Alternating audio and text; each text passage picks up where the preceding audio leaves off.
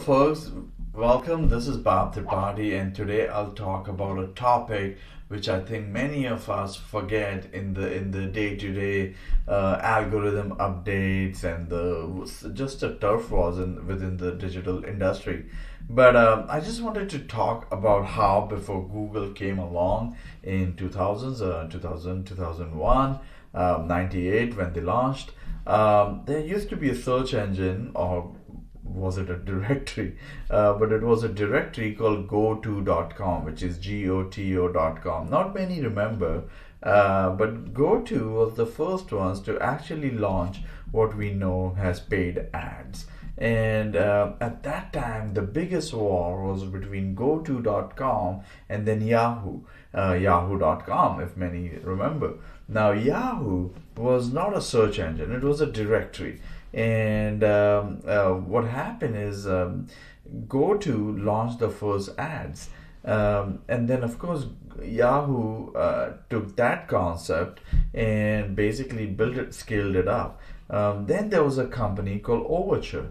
Overture was the first pay-per-click, which was part of GoTo, which was the first pay-per-click platform.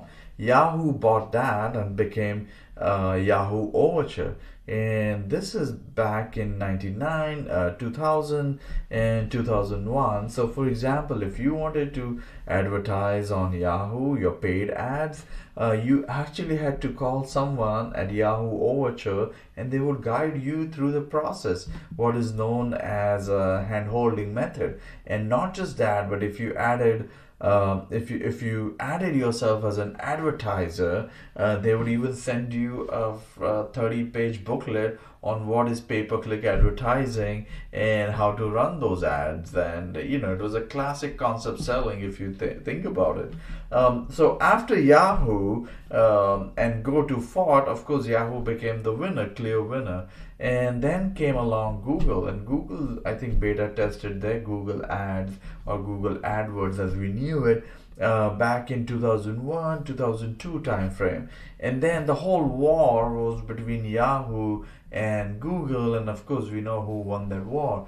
And obviously what Google did was Google took it a step further and made it a bidding auction, and that's why it was not, the ads were not as static as it was on Yahoo Overture. And then of course Google got the scale with its amazing search engine, because Yahoo at its essence was still a directory. It was never a search engine, but Google was a search engine, and basically where the audience was. So they built the audience on Google, and obviously that allowed them to sell more ad inventory. And of course, Google just catapulted. It changed the search behavior. All of us that we search, we did not know how to search. People would go on Yahoo, and we would go into directories and folders and things like that. But we never had. But there was a massive behavioral change as a human race, where we started searching for things in a box. So that was a huge change. Of course, then Google became what it became, and then came along 2006, 2007, something called Facebook. What happened at that time is suddenly, for marketers, the whole capturing demand and then generating demand concept changed.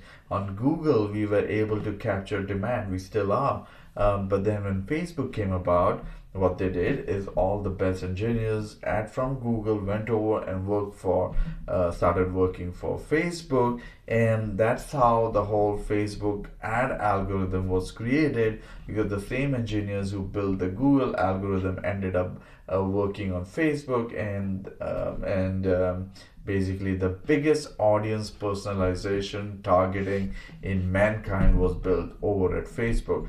It was so precise that you can actually target one single person at a one-to-one level and show them an ad. Obviously, Facebook took a whole big chunk of that audience, and so many people now, advertisers, you only do Facebook ads, and so many don't even do Google ads. But as marketers, what we have done and what we have learned is on Google, we basically capture demand, which are the hand raisers, and mostly on Facebook, which is great at generating new demand, we employ the classic demand generation tactics and then create customers based on that. So we, as marketers, we got two different platforms.